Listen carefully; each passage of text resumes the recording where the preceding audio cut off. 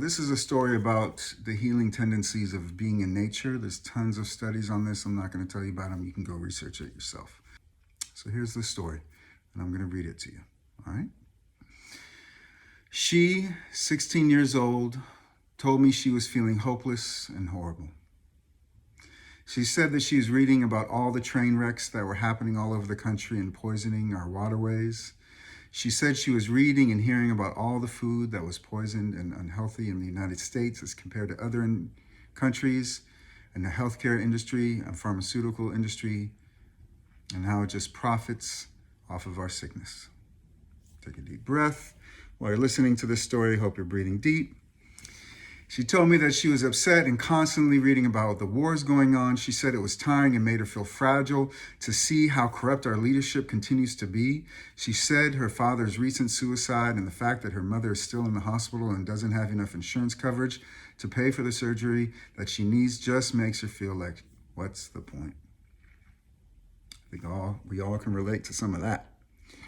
The truth is, I didn't know what to say, and I didn't. So I sat with her for a while she was crying. I was right there with her. Given the situation, I suggested after a while that we go for a walk, and we did.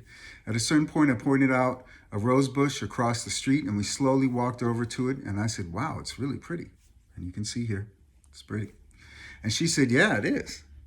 We looked together for a moment in quiet. She said it's beautiful how the light is shining on it and almost through it, and how the colors help it pop, and how it's a teenager rose because it's not fully bloomed.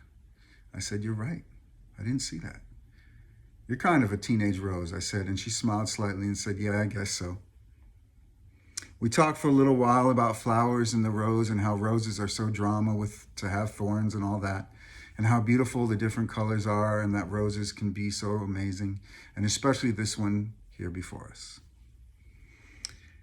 And for a little while, perhaps she wasn't thinking about her mother or her father or the world at large that was so overwhelming at times. For a moment, she was here with me and this rose and the sunlight that was shining onto this flower. And at this moment, perhaps, there was a little bit of healing, a rest, a respite, a relief from the heaviness so many of us are feeling. Thank you, flower.